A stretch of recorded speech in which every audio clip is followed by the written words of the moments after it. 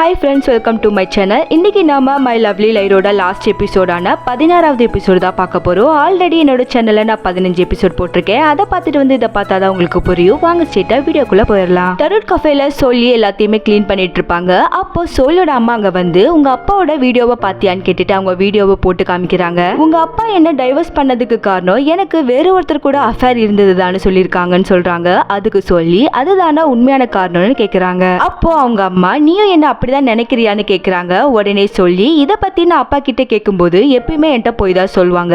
ஆனா நீங்க ஒருத்தன் கூட ஹோட்டலுக்கு போறத நான் கண்டுபிடிச்சிட்டேன்னு சொல்றாங்க. அதுக்கு அவங்க அம்மா நான் சாப்பிட மட்டும்தான் அவன் கூட போனேன். நான் சொல்றது உண்மைன்னு உன் காதல கேக்குது தானே. நான் உங்க அப்பாவை மீட் பண்ணி உண்மையான ரீசனை சொல்ல போறேன்னு சொல்றாங்க. அதை கேட்ட சொல்லி நடந்ததை சொல்லி அப்புறம் என்ன பண்ண போறீங்க, ரெண்டு பேரும் திரும்ப ஒண்ணு சேர போறீங்களான்னு கேக்குறாங்க. அதுக்கு அவங்க அம்மா உனக்கு என்ன பைத்தியமா, நான் அந்த பணக்காரனை கல்யாணம் பண்ண போறேன்னு சொல்றாங்க. உடனே சொல்லி அப்படின்னா அடுத்த வாட்டி நான் அப்பாவை மீட் பண்ணும்போது நடந்ததை சொல்றேன், நீங்க அவங்கள தொல்லை பண்ணாதீங்க, இப்பதான் அவங்க நிம்மதியா இருக்காங்கன்னு சொல்றாங்க. அதுக்கு அவங்க அம்மா ஓகேன்னு சொல்லிட்டு போவாங்க. அப்போ சொல்லி ஓ வெட்டிங் அப்போ என்கிட்ட சொல்லுங்க, உங்களுக்கு பணமும் கிஃப்டும் நான் சென்ட் பண்றேன்னு சொல்றாங்க. அதுக்கும் சொல்லியோட அம்மா கண்டிப்பா சொல்றேன்னு சொல்லிட்டு அங்க இருந்து போறாங்க. கடை ஓனரோட அண்ணா கிம்ம பார்க்க வந்திருக்காங்க.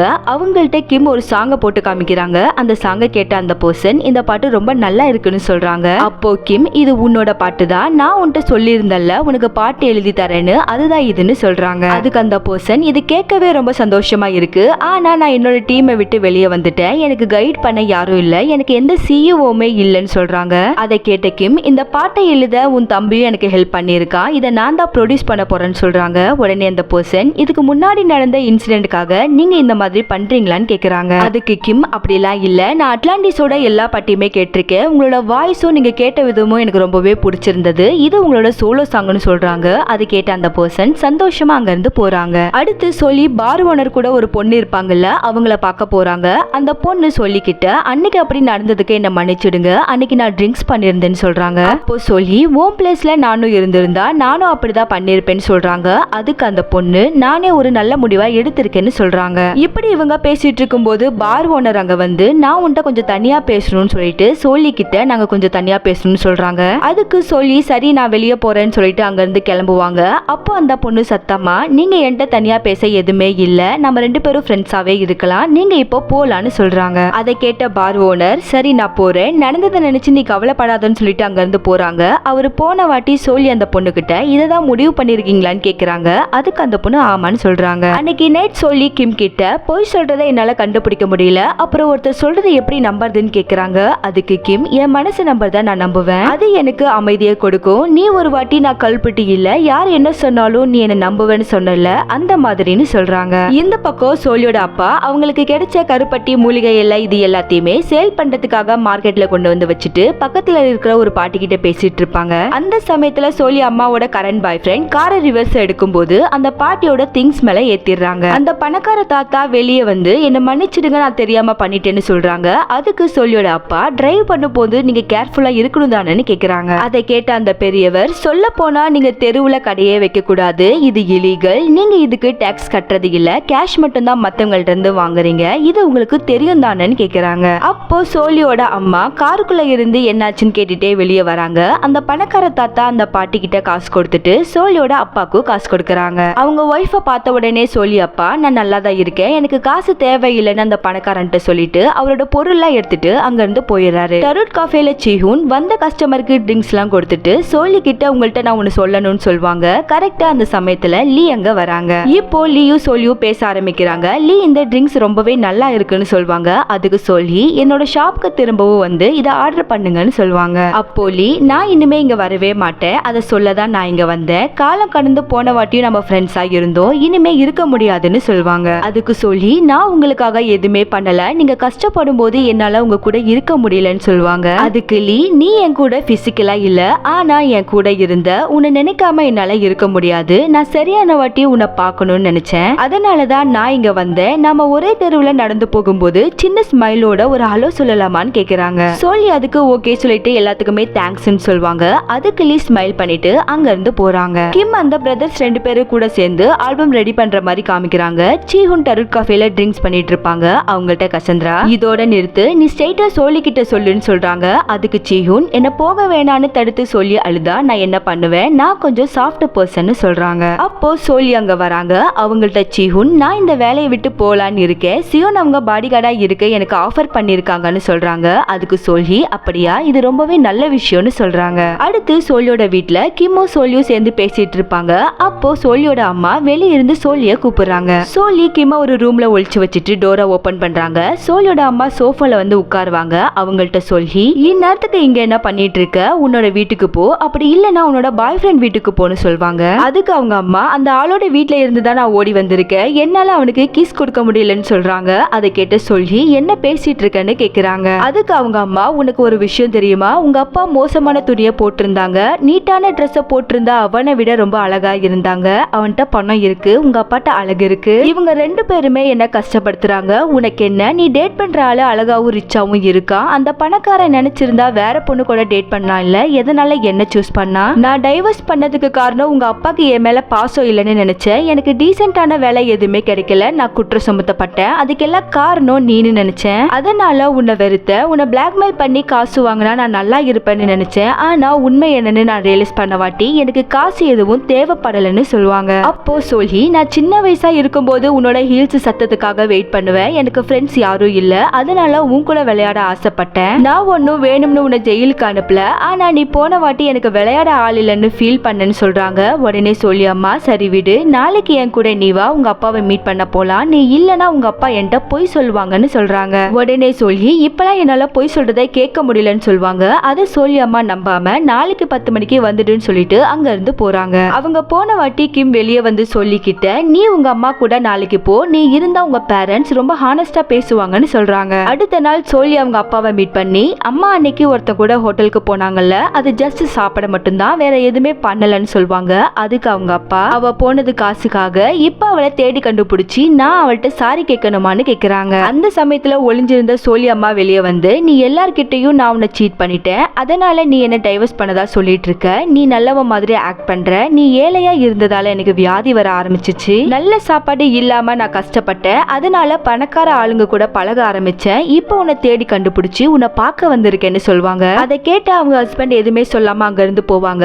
அப்போ சோலி அம்மா, என்ன மன்னிச்சுடுன்னு சொல்வாங்க. அதுக்கு அவங்க ஹஸ்பண்ட் வந்து, இங்க என் கூட வாழ நினைக்கிறியா, இங்க நிறைய வண்டு வரும், உனக்கு பிடிச்ச ஃபுட் இங்க கிடைக்காது, ஷவர்ல எல்லாம் குளிக்க முடியாதுன்னு சொல்வாங்க. உடனே சோலி அம்மா, நீ இங்க ஏன் வாழ்ற, உன்னால மத்தவங்க மாதிரி வாழ முடியல, மத்தவங்களோட கம்பேர் பண்ணும்போது நீ சின்னதா தெரியுற, அதனாலதான் இந்த காட்டுக்குள்ள ஒளிஞ்சி வாழுறன்னு சொல்றாங்க. அதுக்கு அவங்க ஹஸ்பண்ட், நீ நல்லவங்களை ஏமாத்துற, காசுக்காக பணக்காரனோட பழகுற, உன்ன மாதிரி வாழ்றதை விட என்ன மாதிரி வாழ்றது எவ்வளவு மேலுன்னு சொல்லுவாங்க. அந்த சமயத்துல சொல்லி, நீங்க ஏன் இப்படி சண்டை போடுறீங்க, இப்பெல்லாம் என்னால போய் சொல்றதை கேட்க முடியல, என் முன்னால நீங்க பேசுறது ரொம்ப ஹார்ஷா இருக்குன்னு சொல்லிட்டு அங்க இருந்து போறாங்க. சொல்லி நடந்ததை கிம் கிட்ட சொல்லிட்டு, அவங்க சொல்ற போய் என்னால கேட்க முடியல, நான் அங்க போனா அவங்க சமாதானம் ஆவாங்கன்னு நினைச்சேன், ஆனா ப்ராப்ளம் பெருசாயிடுச்சுன்னு சொல்றாங்க. அதுக்கு கிம், நிறைய பேர் அவங்க என்ன பேசுறோம்னு தெரியாம பேசுவாங்க, பேசும்போதுதான் அவங்க தப்ப ரியலைஸ் பண்ணுவாங்க, நீ நல்ல வேலை தான் பண்ணிருக்க, நீ போனது ஒரு வகையில நல்லதுன்னு சொல்றாங்க. அடுத்த நாள் கிம்ம பார்க்க அவங்க அம்மா வராங்க. கிம் அவங்க அம்மா கிட்ட, போலீஸ் உங்களை விசாரணை பண்ண வேணான்னு நீங்க முடிவு பண்ணிருக்கீங்களான்னு கேக்குறாங்க.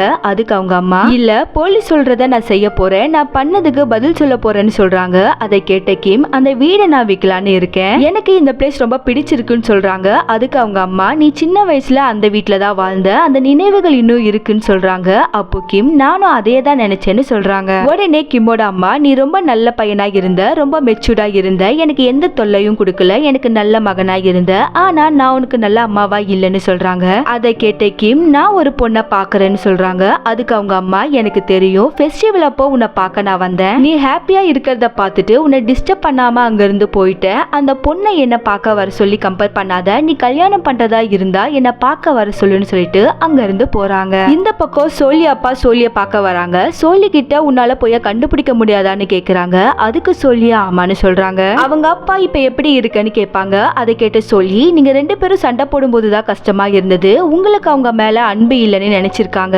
அதனாலதான் உங்கள்ட்ட டைவர்ஸ் கேட்டிருக்காங்க, அம்மா அந்த ஹோட்டலுக்கு போனது சாப்பிட மட்டும்தான், அன்னைக்கு உங்களை பார்த்து உண்மையை சொல்லி சமாதானம் பேசதான் நாங்க அங்க வந்தோம்னு சொல்றாங்க. உடனே அவங்க அப்பா, ஒருத்தன் கூட ஹோட்டலுக்கு போகவும் நான் தப்பா புரிஞ்சுக்கிட்டேன், நாங்க சேர்ந்தாலும் திரும்பவும் பிரிஞ்சிடுவோம், ஏன்னா நிறைய சம்பாதிக்க என்னால முடியல, ஆனா உங்க அம்மாக்கு மணிதான் ரொம்ப முக்கியம், எங்களை பத்தி நீ கவலைப்படாத, உன் லைஃப பாரு, இப்போ உன்னால போய் சொல்றத கேட்க முடியாதுன்னு சொல்றாங்க. சீஹூன் சியோனோட பாடி கார்டா வந்து ஜாயின் பண்ற மாதிரி காமிக்கிறாங்க. டருட் காஃபேல கசந்திராவும் சொல்லி பேசிட்டு இருக்கும் இருக்கும்போது சோலி அப்பா அங்க வந்து நான் உங்க அம்மா கிட்ட பேசணும்னு சொல்றாங்க. சோலி அவங்க அம்மாக்கு கால் பண்ணி நீங்க எங்க இருக்கீங்கன்னு கேக்குறாங்க. அதுக்கு சோலி அம்மா நான் என்னோட வெட்டிங் ட்ரெஸ் சூஸ் பண்ணிட்டு இருக்கேன், நீ என்ன மீட் பண்ணணும்னா பேலஸ் ஹோட்டலுக்கு ஈவினிங் 7 மணிக்கு வந்து பாரு, என்ன கல்யாணம் பண்றவன் உன்னை பார்க்கணும்னு சொல்றான், உன்னையும் கல்யாணத்துல கலந்துக்க சொல்றான்னு சொல்றாங்க. அப்போ சோலி இப்ப என்னால போய் சொல்றதை கேட்க முடியாது, நான் எதனால மீட் பண்ணணும்னு சொல்லுவாங்க.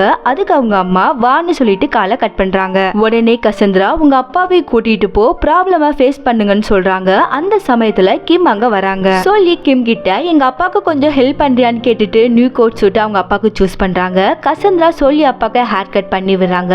அடுத்து சோலியும் கிம்மும் சேர்ந்து ஆன்லைன்ல ஒரு ரிங்க சூஸ் பண்றாங்க. ஃபங்க்ஷன் எல்லாம் நல்லபடியா போயிட்டு இருக்கும். மாப்பிள்ளையோட அக்கா நீ பண்றது தப்பு, அவகிட்ட உண்மையா இருன்னு சொல்வாங்க. அதுக்கு அவரு நான் டைவர்ஸ் பண்ணேன்னு சொன்னா எதனால டைவர்ஸ் பண்ணேன்னு அவ கேப்பா, ப்ராப்ளம் வரும். அது மட்டும் இல்லாம இதுக்கு முன்னாடி நான் பண்ண மேரேஜ ரெஜிஸ்டரே பண்ண கிடையாது, அதனால நான் சொல்ல மாட்டேன்னு சொல்றாங்க. அப்போ சோலி அம்மா அங்க வராங்க. சோலி அம்மா கிட்ட அந்த மாப்பிள்ள வாங்க, இவங்க என்னோட அக்கா, நாம எல்லாம் இப்போ ஒரே ஃபேமிலி ஆயிட்டோம், உங்க டாக்டர் எங்கன்னு கேக்குறாங்க. அதுக்கு சோலி அம்மா இன்னும் கொஞ்ச நேரத்துல வந்துடுவாங்கன்னு சொல்றாங்க.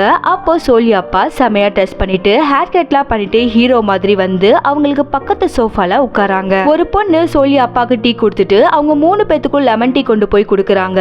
மாப்பிள்ளையோட அக்கா சோலியோட அம்மா கிட்ட எனக்கு எதுவுமே தேவையில்லை, நீங்க 2 பேரும் ஹாப்பியா இருந்தா போதும், நீங்க எங்களோட சேர்ந்து மின்சூவையும் நல்லா பாத்துக்கோங்கன்னு சொல்றாங்க. அதுக்கு சோலி அம்மா மின்சூன்றது யாருன்னு கேக்குறாங்க. அப்ப அந்த மாப்பிள்ள அது பூனைன்னு சொல்லுவாங்க. உடனே சோலி அப்பாக்கு கோவம் வந்து அவளுக்கு கேட்டனாலே அலர்ஜி, அது மட்டும் இல்லாம லெமன் டீ அவ குடிக்கவே மாட்டா, அவளுக்கு ரொம்ப பிடிச்சது போர்க்கறி மட்டும்தான், உன்னை பத்தி அவனுக்கு எதுவுமே தெரியல, அவனையா நீ கல்யாணம் பண்ணிக்க போறேன்னு கேக்குறாங்க. அதுக்கு சோலி அம்மா நீ இங்க எதுக்கு வந்தன்னு கேட்பாங்க. அப்போ சோலி அப்பா நான் உன்னை காப்பாத்த வந்தேன், இவனை நீ கல்யாணம் பண்றதுக்கு பதிலா என்னையே நீ திரும்ப கல்யாணம் பண்ணுன்னு சொல்லி ரிங்க காமிக்கிறாங்க.